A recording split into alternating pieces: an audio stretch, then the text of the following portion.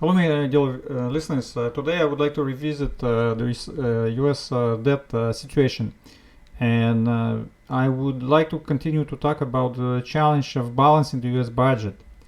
And because I think, regardless you invest in Bitcoin, silver, stock market, gold, uh, that's the elephant in the room. That's the bond market, and that's what we have to pay most attention to. So I ran specific question on the DeepSeek. Okay, can USA balance their federal budget, and by how much they need to reduce their spending, assuming that tax revenue remains the same?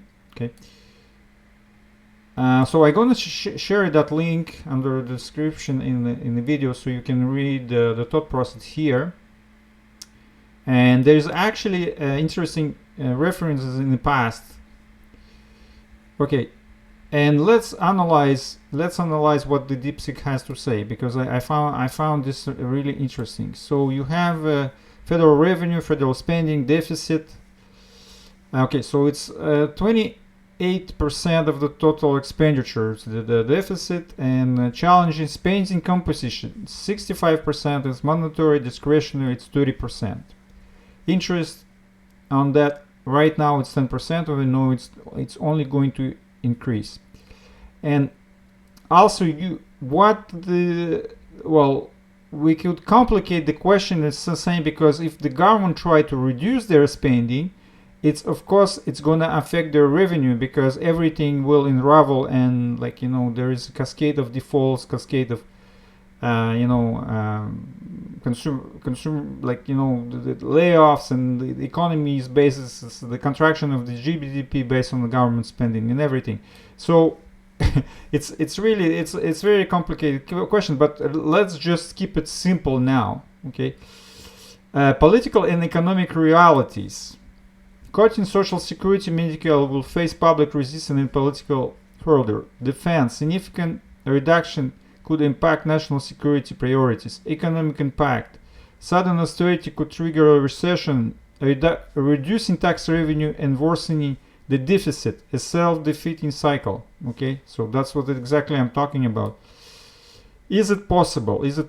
Technically, yes. Practically unlikely. Cutting 20 years of spending would require unprecedented reduction in politically protected areas, Social Security, Medicare. Even eliminating all discretionary spending, 1.7 trillion, would achieve balance, but this is implausible. Defense, education would vanish. Okay. Historical content, but that's what's very interesting. The US last balanced its budget in 2001, aided by a strong economy, tax increases, and spending restraints.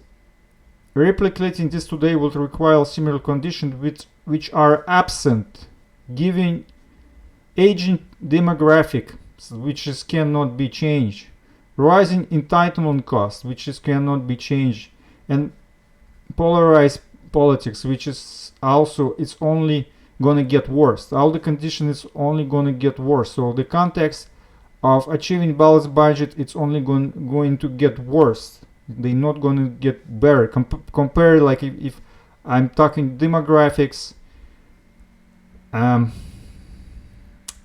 entitlements cost, and political resistance, polarization of the society. There is a fight. Alternative approach. Gradual adjustments, smaller phased cuts combined with economic growth could reduce the deficits over time. Structural reform. Overhandling entitlement programs, rising retirement ages, or tax code efficiency. There is a tax cuts on the plate right now. We're not going with, we're going to, the government is going to opposite direction. Okay. Debt management, lowering interest costs via debt refinancing of growth driven revenue gains. I'm not exactly understanding what this means, but debt management is actually the lowering interest cost. Well, it could be, but mostly unlikely. Conclusion: while mathematically possible to balance the budget by cutting 1.7 trillion annually, the political and economic barriers make this virtually unachievable under current conditions. Sustainable balance would likely require a mix of spending reforms, a revenue adjustment not considered here, and economic growth, not just abrupt austerity. Okay, so unless we have some economic growth in the middle of nowhere that's nobody expected, it's not going to happen. So in my previous video about Mar-a-Lago report, I also talk about that in my conclusion was that the US will only balance the budget after they default on the current debt. And also something I would like to explain here, I was talking to a friend about this, and he said, well, I said as long as the US government has a positive cash flow, meaning that they can borrow more, it's like, let's say, while you're spending your credit card, it's an asset to you. But once you have to start paying it, or your payment is higher than what you spend on your credit card, it's become the liability to you. So the question really, looking at those numbers, like a deficit, debt, interest, what we really have to do is that really the debt is the asset or real liability to the US government. To the US government, I'm not talking about everybody. So particularly the US government, because the question you have to ask, let's say if the borrower has no intention to pay, will default at the end, meaning that this debt is actually not a liability to the borrower, which is, in accounting, it's a liability, but technically, because he's not going to be paying it, it's not the debt itself, it's the asset, but what the money he extracts from the debt, it's the asset to the spender. And you have to look on this situation in terms of the cash flow. As long as this situation remains and the government can extract money positively, so the more money comes in, I think the situation will remain, and they have to, by all looking on the previous example of the condition, current political and demographic condition, they have to keep this balance positively. They have to continue to be able to run deficit, otherwise everything implodes, because this is the biggest, it's the biggest on the short term asset where the government can extract resources for their spending, for their means. This borrowing and spending, which sounds crazy, yes. And yes, the debt should be liability to you if you have intention to repay, but if you don't, it's not a liability. That's another very part, like if you haven't been following my video until this point, which is not every people actually understand in the situation. Assuming that principal never will be paid and interest will be paid by continuing borrowing 100% of outstanding debt, it's not a liability for the federal government. Well, exactly, but you have to also understand the situation, because there is always other part of the transaction. Because this wealth, it doesn't come from nothing. So it's a liability to someone. It's a liability to someone if the federal government default.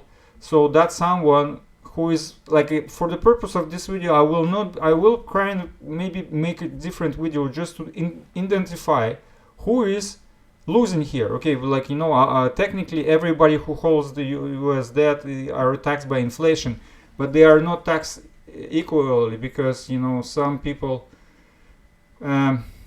invest. If you hold the assets that grow higher than inflation, that you are actually net beneficiary in this situation. But I would probably do a separate video on who is, because the US debt, it's not liability for the federal government, because they're never going to pay it, they're going to default it, on it, but it's a liability to someone, and it would be interesting to identify those people. But actually, this situation is same for Canada, for UK, and for like Western Europe. Continuing ability to increase the debt is the biggest federal government asset.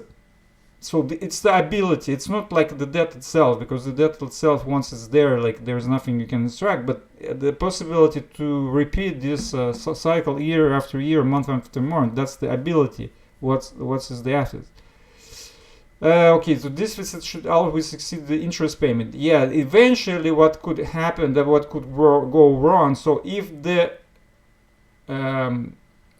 let's say the interest payment becomes larger and larger, and it will become impossible to borrow more, because they have to borrow more. If they still have to pay a portion of the interest, so they will lose this positive cash flow. Yes, there's going to be a deficit, but all the deficit will go to cover the interest payment, and then they will have to come up with some more money on top of it to cover the interest payment. Then it's another situation when the government will be forced to default.